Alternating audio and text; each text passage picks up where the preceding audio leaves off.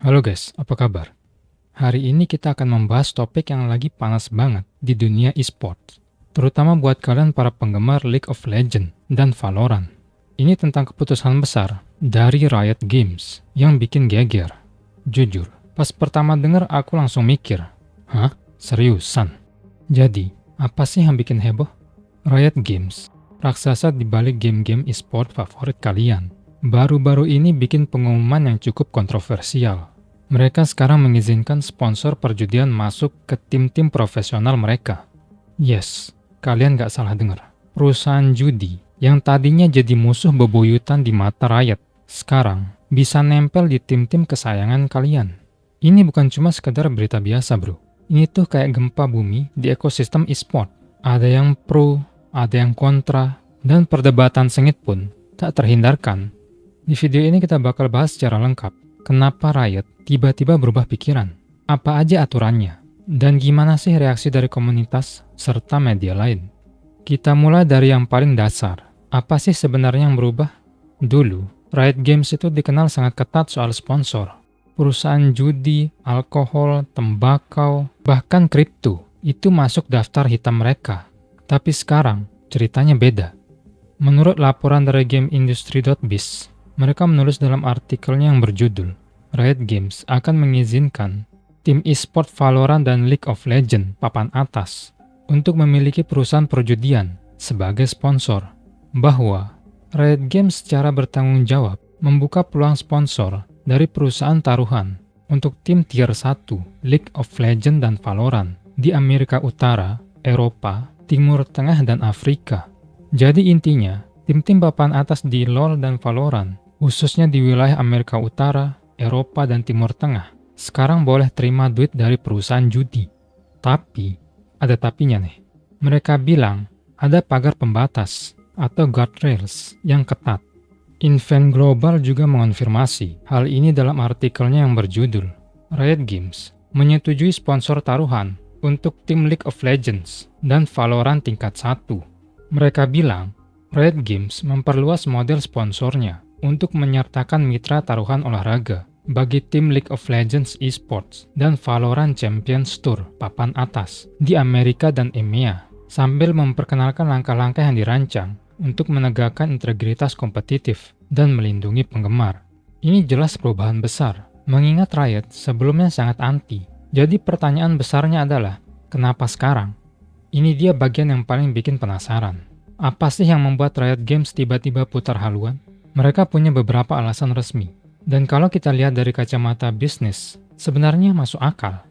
Pertama, Riot bilang kalau keputusan ini diambil karena permintaan lama dari tim-tim profesional. Tim-tim ini butuh lebih banyak sumber pendapatan, biar ekosistem e-sport bisa lebih stabil dan berkelanjutan.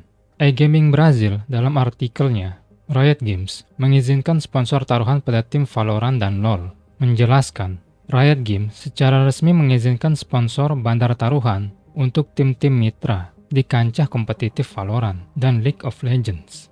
Demikian, Riot mengonfirmasi pada Kamis ini dan membawa beberapa batasan untuk menjaga integritas kompetisi e-sports. Keputusan ini memenuhi permintaan lama dari tim. Pencantuman taruhan olahraga sebagai kategori sponsor memenuhi permintaan lama dari organisasi. Kedua, Riot juga berargumen bahwa perjudian e-sports itu sudah terjadi secara masif, bahkan tanpa sensor resmi. Mereka mengutip data dari Sports Radar yang menunjukkan bahwa total perputaran taruhan global di LoL Esport dan Valorant Champions Tour VCT mencapai 10,7 miliar dolar pada tahun 2024. Dan yang parah, 70% dari taruhan itu terjadi di pasar abu-abu, alias situs-situs yang tidak diatur. Jadi, menurut Riot, daripada membiarkan aktivitas ini berjalan di pasar gelap tanpa pengawasan, lebih baik mereka masuk dan mengaturnya. Tujuannya adalah untuk membawa aktivitas ini ke dalam lingkungan yang lebih aman dan diatur. Riot Games sendiri, melalui postingan blog resmi mereka yang berjudul Mengapa kami membuka sponsor taruhan di e-sport dan bagaimana kami melakukannya secara bertanggung jawab, Riot Games menjelaskan secara langsung, kami percaya lebih baik untuk terlibat dalam mengizinkan sponsor taruhan dengan bijaksana, hati-hati, dan dengan perlindungan yang tepat, daripada hanya duduk di pinggir lapangan. sementara risiko terhadap penggemar dan integritas tidak terkendali. Intinya Riot merasa bisa lebih mengontrol dan melindungi ekosistem jika mereka terlibat langsung, daripada membiarkan pasar gelap berkembang. Riot bilang, mereka nggak sembarangan ngasih lampu hijau. Ada pasar pembatas atau guardrails yang ketat banget. Apa aja sih itu? TheSponsor.com dalam artikelnya, Riot Games membuka pintu bagi sponsor taruhan. Tapi apa konsekuensinya? Menyoroti kebijakan ini, jawaban Riot adalah pendekatan yang mengutamakan pagar pembatas atau guardrails first. Semua mitra harus mendapat persetujuan terlebih dahulu, menggunakan data Grid Esports, dan mendanai program integritas yang dijalankan tim. Jadi, Riot bakal menyeleksi ketat semua calon sponsor judi. Nggak sembarang perusahaan bisa masuk. Mereka juga mewajibkan tim untuk punya program integritas internal sendiri, yang harus selaras dengan standar Riot. Ini termasuk pengembangan kebijakan, pemantauan, dan edukasi. Ada satu poin penting, penggunaan data resmi dari Grid. The Esports Advocate dalam artikelnya bertaruh pada masa depan peluncuran sponsor taruhan olahraga Riot, menjelaskan data resmi dari Grid. Sejak 2023, Riot telah berinvestasi di Grid untuk menyediakan satu sumber data esports terpercaya wajib bagi semua mitra taruhan. Program integritas yang dipimpin tim yang menjalin kemitraan taruhan harus memiliki program integritas yang mencakup pengembangan kebijakan, pemantauan, dan edukasi, tegas Needham. Program internal ini harus selaras dengan standar Riot untuk memastikan praktik taruhan yang bertanggung jawab dan keselamatan pemain. Ini penting banget buat mencegah pengaturan skor atau manipulasi data. Dan yang paling disorot, Riot menegaskan bahwa saluran siaran resmi dan media sosial milik Riot akan tetap bersih dari iklan judi. Insider Sport dalam artikelnya, Riot Games menetapkan aturan tentang sponsor taruhan olahraga, menjelaskan salah satu aturan penting yang menandakan komitmen Riot untuk menjaga audiensnya adalah bahwa saluran siaran dan media sosial milik Riot akan tetap bebas dari taruhan. Ini termasuk tidak ada iklan, tidak ada segmen bersponsor dari mitra taruhan, dan tidak ada logo mitra taruhan di perlengkapan tim. Ini artinya kita nggak bakal lihat logo Betway atau sejenisnya nempel di jersey Faker pas main di Woods, atau iklan judi nongol di tengah-tengah siaran VCT. Sponsor hanya boleh muncul di kanal tim sendiri, dan itu pun dengan batasan ketat. Meskipun Riot sudah pasang pagar pembatas segudang, keputusan ini tetap menuai banyak kritik dan reaksi negatif dari komunitas. Kenapa? Karena banyak yang melihat ini sebagai langkah mundur dari sisi etika. Vice dalam artikelnya, Riot Games membuka esports untuk taruhan. Dan kita semua sudah melihat bagaimana hasilnya di tempat lain. Vice mengkritik keras. Ada banyak hal yang harus dipertimbangkan di sini, selain hanya menghasilkan uang.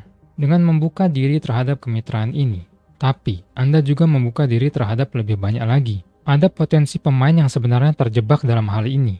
Anda akan secara terbuka memperkenalkan taruhan olahraga kepada mereka, dan dunia pelecehan baru bagi para pemain. Bahkan dengan semua perlindungan yang dapat Anda terapkan, Anda akan menghadapi beberapa masalah. Banyak yang khawatir, meskipun ada batasan, kehadiran sponsor judi tetap akan menormalisasi perjudian di mata audiens, yang sebagian besar masih muda. Ini bisa memicu masalah kecanduan baru. The Gamer dalam artikelnya, Riot mengizinkan timnya menerima sponsor dari perusahaan perjudian. Mungkin seburuk yang bisa terjadi pada esports, bahkan menyebutnya sangat tidak bermoral. Mengiklankan perjudian kepada audiens e-sport sangat tidak bermoral. Reaksi dari penggemar berkisar dari netral hingga sangat bermusuhan. Mereka juga menyoroti kontradiksi Riot. Di satu sisi, melarang iklan judi di siaran utama. Tapi di sisi lain, game mereka sendiri punya mekanisme gacha atau loot box yang mirip perjudian. Jadi seolah-olah Riot sudah mengolah audiensnya untuk terbiasa dengan konsep taruhan ini. CCN.com juga melaporkan respon komunitas yang keras. CCN.com dalam artikelnya, Riot mengizinkan sponsor perjudian di esports, mengatakan aktivitas taruhan sudah ada. CCN menulis, perusahaan tersebut memiliki daftar sponsor terlarang untuk setiap turnamen, yang mencakup kategori seperti perjudian, tembakau, alkohol, senjata api, konten dewasa, dan mata uang kripto. Karena semakin banyak tim yang meminta perusahaan untuk meninjau kebijakannya tentang sponsor perjudian. Riot akhirnya memutuskan bahwa lebih baik mengakhiri larangan tersebut dan menciptakan pagar pembatas daripada membiarkan taruhan e-sport beroperasi dalam kegelapan.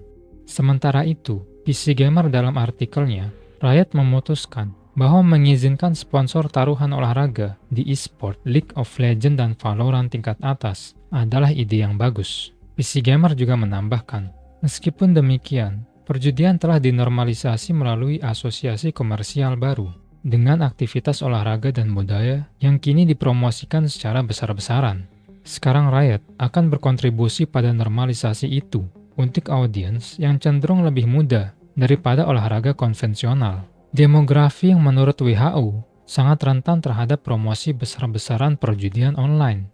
Intinya, banyak yang merasa Riot ini munafik. Mereka bilang ingin bertanggung jawab, tapi pada akhirnya, ini semua tentang uang. Mereka khawatir, meskipun ada pagar pembatas, resiko pengaturan skor dan pelecehan terhadap pemain dari penjudi yang kalah taruhan bisa meningkat. Tapi, kita juga perlu melihat gambaran besarnya. Industri e-sport itu butuh duit. Banyak tim yang berjuang keras untuk tetap bertahan, apalagi setelah pandemi. Sponsor non-endemik atau selain dari industri game, itu nggak sebanyak yang kita kira. Kalau kita lihat e-sport lain, kayak CSGO atau Dota 2, sponsor judi itu udah jadi hal biasa.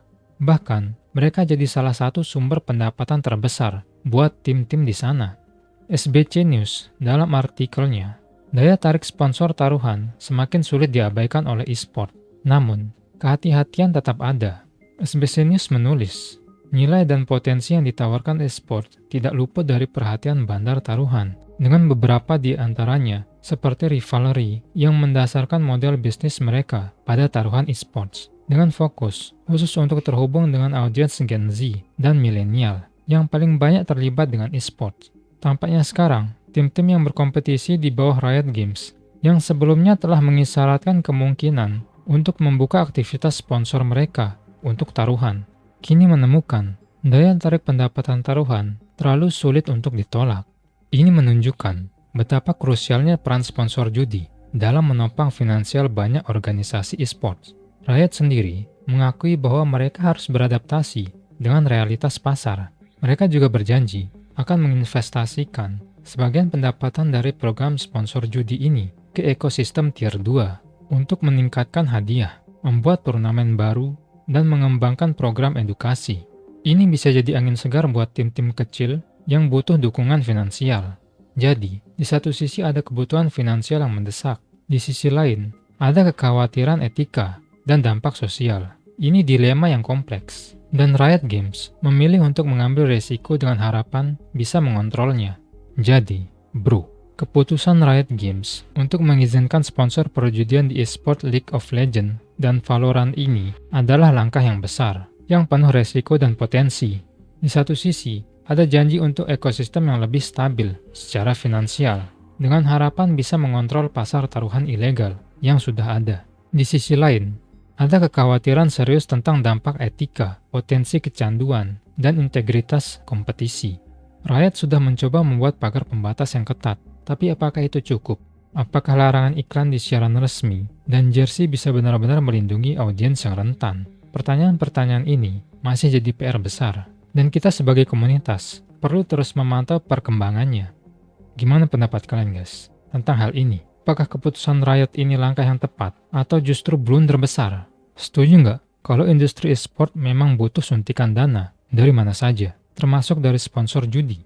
Atau kalian lebih memilih integritas dan perlindungan audiens di atas segalanya? Tuliskan pendapat kalian di bawah. Kalau kalian suka video kayak gini, jangan lupa like dan subscribe, dan cek video yang lain.